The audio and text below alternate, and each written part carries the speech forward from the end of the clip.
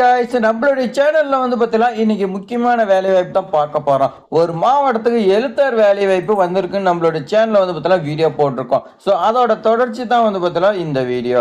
So அதில் வந்து பார்த்தீங்கன்னா நோட்டிஃபிகேஷன் மட்டும் பார்த்துருந்தோம். இதெல்லாம் நம்ம எப்படி அப்ளிகேஷன் ஃபார்ம் ஃபில் பண்ணுறதுன்னு நம்ம பார்க்க போகிறோம்.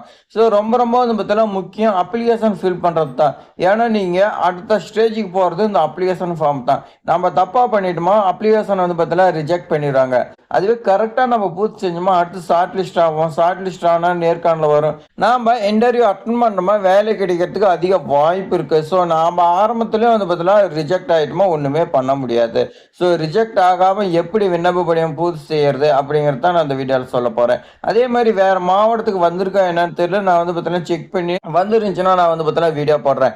நேர்காணல் மட்டும்தான், யாருமே பயப்பட தேவையில்ல. நேர்காணல் மட்டும்தான் உங்களுக்கு இருக்கும். விண்ணப்பித்தாவே உங்களுக்கு வந்து பார்த்தீங்கன்னா 100% வேலை உறுதி. ஏன்னா நோட்டிபிகேஷன் வந்ததே பல பேருக்கு தெரியாது. நம்மளுடைய சேனல் தான் வந்து வீடியோவே வந்திருக்குன்னு நினைக்கிறேன்.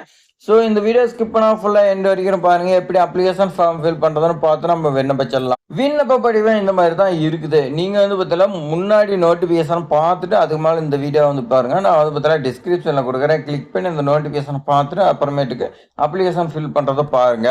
அதே மாதிரி உங்களுடைய மாவட்டத்துக்கு வந்திருக்கான்னு செக் பண்ணி பாருங்க.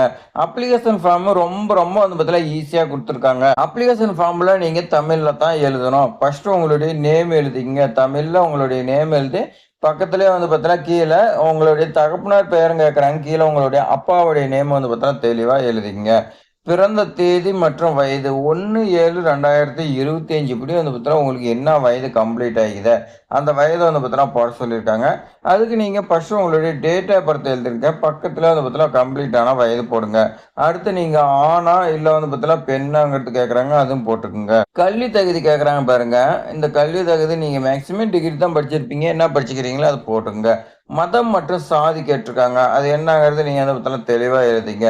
தொடர்பு முகவரி உங்களுடைய பர்மனன்ட் அட்ரஸ் ஒன்றா இருக்கலாம். இல்லை வந்து பார்த்தீங்கன்னா நீங்கள் வேறு எங்கேயாவது ஒர்க் பண்ணிட்டுக்கலாம். அதோடைய அட்ரஸ் வந்து பார்த்தீங்கன்னா கேட்குறாங்க. நான் வீட்டில் தான் இருக்கேன். என்னுடைய நிரந்தர முகவரியாக தான் தொடர்பு முகவரியும் அதே தானா. இந்த இடத்துல வந்து பார்த்தீங்கன்னா தெளிவாக எழுதிங்க. இந்த கட்டம் கொடுத்துருக்காங்க பாருங்க. இதில் உங்களுடைய பின்கோடு வந்து பார்த்தீங்கன்னா எழுதுருங்க. அதே மாதிரி தான் நிரந்தர முகவரி பின்கோடு வந்து பார்த்தீங்கன்னா எழுதுருங்க.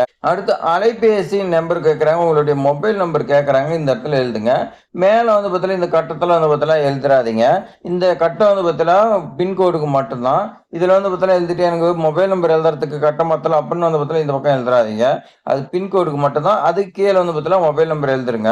அடுத்து மின்னஞ்சல் முகவரி உங்களுடைய மெயில் ஐடி வந்து பார்த்தீங்கன்னா தெளிவாக எழுதிக்குங்க. இதர விவரங்கள் ஏதாவது இருந்துச்சுன்னா கொடுங்க. இல்லைன்னா வந்து பார்த்தீங்கன்னா விட்டுருங்க. ஒன்றும் பிரச்சனை கிடையாது. இருந்துச்சுன்னா நீங்கள் வந்து பார்த்தீங்கன்னா அதெல்லாம் மென்ஷன் பண்ணுங்க. என்ன மென்ஷன் பண்ணால் அந்த கம்ப்யூட்டர் கோர்ஸ் ஏதாவது வந்து பார்த்தீங்கன்னா இந்த மாதிரி படிச்சிருந்தீங்களா அதாவது பார்த்தீங்கன்னா மென்ஷன் பண்ணீங்களா உங்களுக்கு முன்னுரிமை அடிப்படையில் வரத்துக்கு வாய்ப்பு இருக்கு. விண்ணப்பத்தாரையும் கையொப்பம் உங்களுடைய கையெழுத்து வந்து பார்த்தீங்கன்னா போட்டுக்குங்க. கையெழுத்து போட்டு லெஃப்ட் சைடு 4 அண்டு இடம்னு சொல்லி கேட்டிருக்காங்க பாருங்க. என்னைக்கு விண்ணப்பிக்கலாம் அந்த தேதி போட்டு என்ன ஊர்ல விண்ணப்பிக்கிறீங்களோ அதை போட்டுக்குங்க. போட்டிங்களா அவ்வளோதான் ஃப்ரெண்ட்ஸ். அப்ளிகேஷன் ஃபார்ம் பாருங்க. இவ்வளோ ஈஸியாக வந்து பார்த்தீங்கன்னா ஃபில் பண்ண சொல்லி கொடுத்துருக்காங்க. இந்த மாதிரி எதுவுமே கொடுக்க மாட்டாங்க. இந்த ஈஸியான விண்ணப்ப படிவத்தையே நம்ம வந்து பார்த்தீங்கன்னா தப்பு பண்ணிட்டோமா ஒன்றுமே பண்ண முடியாது. இந்த வாய்ப்பை மிஸ் பண்ணிடாதீங்க. மீண்டும் இந்த வாய்ப்பு கிடைக்குமே கிடைக்காதான்னு நம்ம வந்து பார்த்தீங்கன்னா சொல்ல முடியாது. ஏன்னா இந்த ஜாப் வந்து பார்த்தீங்கன்னா பல வருடத்துக்கு அப்புறமேட்டுக்கு வந்திருக்கு. இதுக்கு முன்னாடி வந்ததில் இப்போ தான் வந்திருக்கு. ஸோ கிடைச்சிருக்க வாய்ப்பை நீங்கள் மிஸ் பண்ணிடாதீங்க. ஸோ இது மாதிரி பயனுள்ள தகவலாம் தெரிஞ்சுக்க நம்மளுடைய ட்ரெண்டிங் ஜாப் சேனல் வந்து பார்த்தீங்கன்னா சப்ஸ்கிரைப் பண்ணிக்க. உங்களுடைய ஃப்ரெண்ட்ஸுக்கெல்லாம் ஷேர் பண்ணி விடுங்க.